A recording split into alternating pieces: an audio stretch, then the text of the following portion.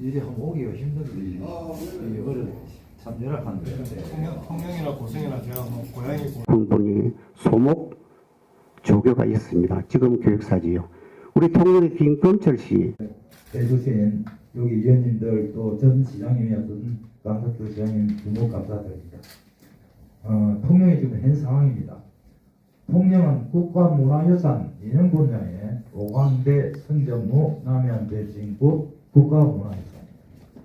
인형 분야에는 나전장, 연장, 소목장, 두숙장, 간일, 소반장이지만 소반장은 아쉽게도 백이 끊어졌습니다. 정말 안타까운 일입니다. 지역 문화유산에 밀집한 지역이 한 군데도 없습니다. 지금 도문화를 지정받은 여건은 굉장히 많이 갖추고 있는데 제가 알기로만 지금 버릇해서 한 5개 정도는 충분할 것 같습니다. 어떤 특정 한 사람의 무형문화재를 전체 다 아는 양으로 감원 이슬에 속아서 전반적인 파악을 전혀 못하고 있습니다. 그분은 자격도 없을 뿐더러 여기에 대해서 전문적인 기술은 없습니다. 지식이 없습니다. 그래서 제가 3년 전부터 활동을 못합니다. 그래서 제가 국가문화재가 되었습니다. 그런데 그 앞에 이게 되어가지고 요즘에 뭐 그 영화나 이런 데서 많이 가져가가지고 조금 드라마 이런 거 보면은 저 작품이 많이 나오는데 예 재미를 본 거 아니고 예, 지금 이 부분에 인기는 좀 있긴 있는데요 많이 만들어지지 못합니다. 예 그래서 이 부분을 좀 활성화시키기 위해서는 아까 나전 분야 이런 거는 시문화재를 예 이렇게 해가지고 소목은 여기에 두 분 조교는 빠져버리고 셨는데 우리 김경수 위원장님 혹시 뭐 더 예. 궁금한 거 있으시면 질문도 해주시고 예. 근데 될 것 같아서 기쁘게 생각하고 오늘 이후에 정책하고 현장의 괴리가 좀 좁혀졌으면 하는 바람입니다. 앞서 정영만 선생님께서 말씀하신 거랑 좀 상응한데요. 현재 통영은 무형유산이 밀집한 지역인데도 불구하고 무형유산 관련한 전문 인력과 구조가 부재한 상황입니다. 이런 상황에서 무형유산 전승을 전담하거나 지원할 수 있는 전문가 양성 배치, 중장기적인 전승 정책을 마련할 계획이 반드시 필요한데요. 현재 통영에는 무형유산 보존협회가 있지만 운영이 어려운 상황이고 이걸로 어떻게 운영을 할 수 있을까 싶은 그런 생각도 듭니다. 그래서 이 기간, 그러니까 예컨대 이 기간을 좀 활성화시켜서 좀 전승 기반이 마련된다면 좀 앞으로 전승에 있어서 실질적인 활로가 열릴 것으로 판단이 되고요. 두 번째는 각 보존회별로 국가유산청 지원 사업으로 기반해서 문화예술 교육사라는 사업이 있는데 지금 유산청에서 건물당 한 명으로 명시를 해버렸습니다. 그래서 각 보존회당 한 명인데 건물당 한 명으로 하는 바람에 저희가 지금 각 보존의 특수성을 좀 인정받지 못하고 서로 이 업무를 어떻게 해야 되나 상당히 혼란스러운 과정이거든요. 그래서 제가 불과 어제 그 예술가 팀장님께 한 명이지만 그럼 시에서 2명을 책임지고 지원을 좀 해주면 좋겠다. 이게 지역 무형유산 살리는 길이 아니겠냐라고 건의를 했지만 뭐 이렇게 그냥 참고만 하겠다로 끝났고요. 이건 반드시 좀 보존의 특수성을 반영해서 예술교육사 배치뿐만 아니라 그런 인력 지원은 반드시 이루어져야 된다고 생각합니다. 저희가 사무국 보조금이 없거든요. 유산청에서도. 그래서 저도 사무국장이지만 뭐 인건비를 받는 게 아니고요. 그래서 이건 반드시 필요하고요. 앞서 말씀하신 바와 같이 경상남도 무형유산 지정 심사 과정에 상당히 문제가 많습니다. 이것은 좀 심사 대상자들이 하고 나면 항상 불만이 나오는 게 어떻게 준비해야 되는지 모르겠다. 심사 기준이 모르겠다. 저분 전문가 맞냐. 최근에 어떤 악기장을 심사를 했는데 악기장 관련된 사람이 오지 않고 그 악기를 연주하는 사람 아니면 전혀 상관없는 공예 이런 분들이 심사위원으로 배치돼서 결국 떨어졌습니다. 저희 성전모 보존에는 회원이 한 100여 명이 넘습니다. 그렇게 보유한 단체인데 뭘 건의를 하라고 하니 좋은 부분보다는 아무래도 불만적인 부분을 먼저 지원받는 지원금과 공모사업으로 보유단체가 대부분 공연의 맥을 이어 1년에 한 번 공개 행사 때 360만 원 정도 지원받는 것이 유일하다 보니 큰 행사에는 공연 재정이 넉넉하지가 않습니다. 그러다 보니 회원들의 기여도가 앞에서 정영만 보유사님이 말씀하셨듯이 어떤 전승자의 희생을 강요하게 되는 부분이 있어요. 이것은 곧 젊은 예술인들이 국가무형유산에 기여할 수 있는 그 기회가 조금씩 적어지게 되는 거예요. 그리고 이것은 국가무형유산의 노령화로 이어지는 아주 급박한 부분이기도 합니다. 그래서 시비에서 부족한 부분을 도비로라도 조금 보충이나 아니면 도비 사업이 있었으면 좋겠다는 부분입니다.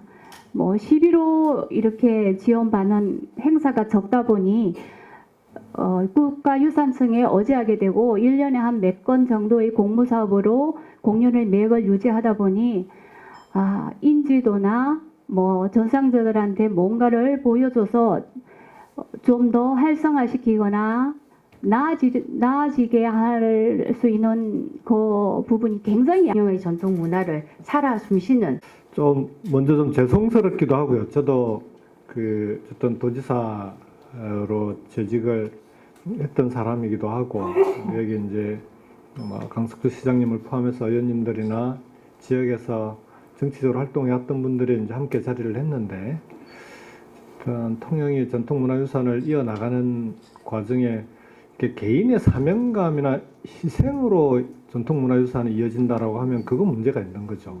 그렇지 않습니까? 그러니까 그렇게 하지 말자라고 국가에서도 문화재로 지정을 하고 도나 시에서도 문화유산을 지정하고 어떻게든 이어가려고 함께 노력하는 거 아니겠습니까? 그건 이제 국가 차원에서도 필요하고 우리 사회에서도 이제 필요한 일인데 이게 이제 조금 구조에 좀 문제가 좀 있는 것 같습니다. 전체적으로 보면. 그러니까 기능도 그렇고 예능도 그렇고 다 수요가 있어야 되거든요. 안정적인 수요가 있어야 돌아가는 거죠. 그러니까 끊임없이 이렇게 공모 사업이나 경쟁적인 보조금을 지원해서 그 보조금에 의존해서만 유지할 수 있다. 이렇게 되면 그건 좀 어려워지는 거죠. 그렇지 않겠습니까? 그러면은 안정적인 수요가 있는 구조를 어떻게 만들 거냐. 이제 기능 쪽을 보게 되면은 그러니까 최근에 이제 한 예가 뭡니까 영화에서 캐대언입니까?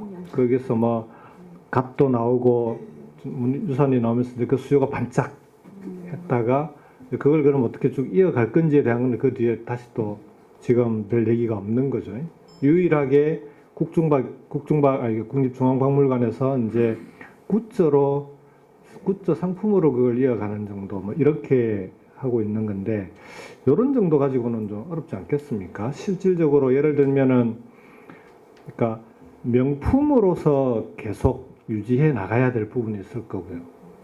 예를 들면 뭐 지역 박물관도 있고 다양한 공공기관도 있고 한데 그런 데서 필요한 수요는 공공의 수요로는 명품 수요를 계속 가져가고 그 다음에 이제 굿즈나 이런 걸로 소화하는 건 그건 저는 뭐 좀 지적재산권이나 이런 걸 가지고 생활용품으로 대중적으로 활용할 수 있는 것들에 대한 수요가 좀 늘어나고 이게 우리나라뿐만 아니라 대한민국의 전통문화 상품으로서 전 세계 지금 뭐 K-팝, K-컬처가 되게 이제 세계적으로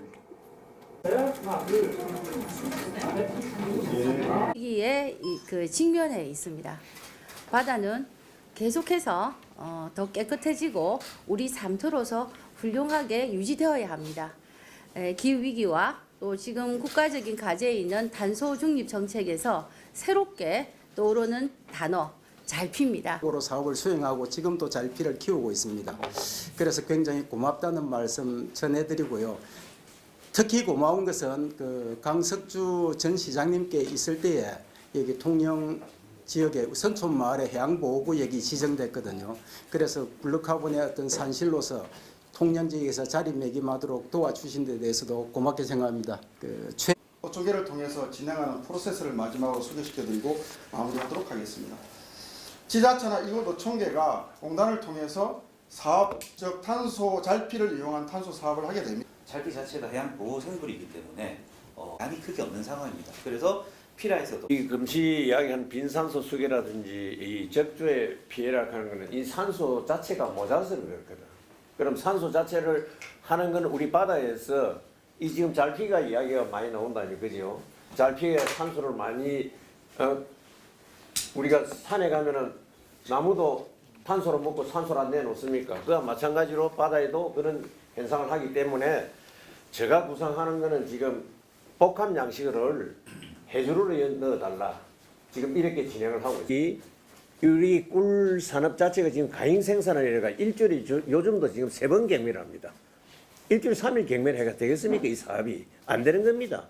경비는 일주일 경비 다 묻고 작업은 3일 하고 이런 식으로 해가지고는 우리가 예를 들어서 4일 5일 햇빛 딱 하면은 가격이 그만 행편없이 돼버립니다.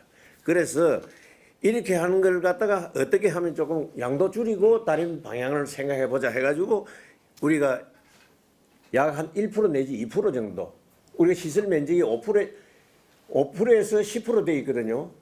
그 면적에 대해서 시설을 할 수 있는 양이 그러면 맥시멈으로 다 10%를 합니다.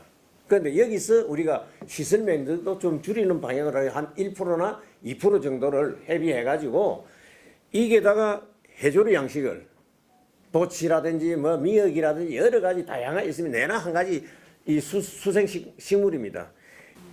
자, 문제는 비용이 많이 든단 말이에요. 이 비용을 그러면 어디서 어떻게 이 비용을 부담하게 할 거냐? 정부가 예산으로 모든 걸 다 할 거냐?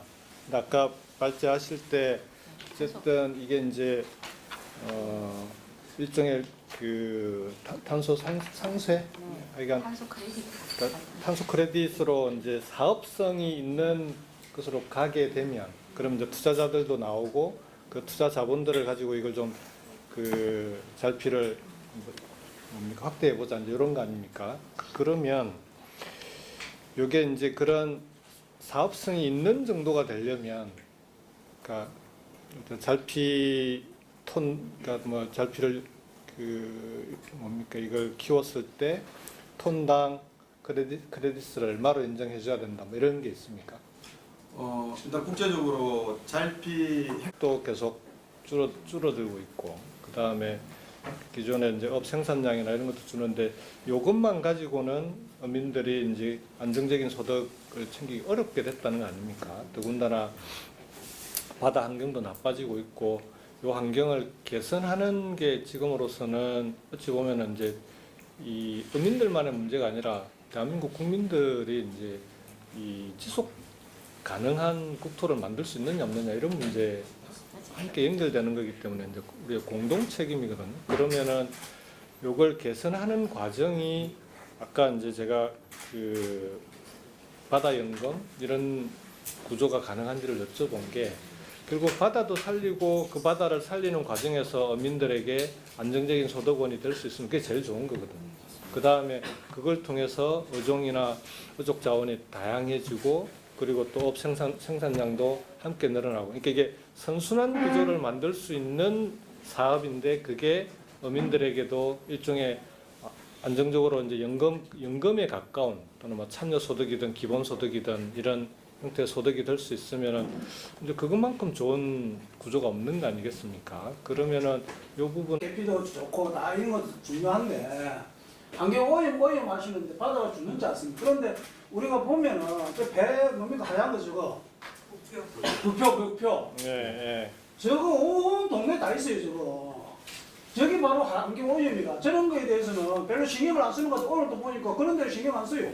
차원에서 또 지방정부 차원에서 어떤 도움을 주면 이 잘피를 복원하는 데 도움이 됩니다. 앞에 봐주시고요. 예. 감사.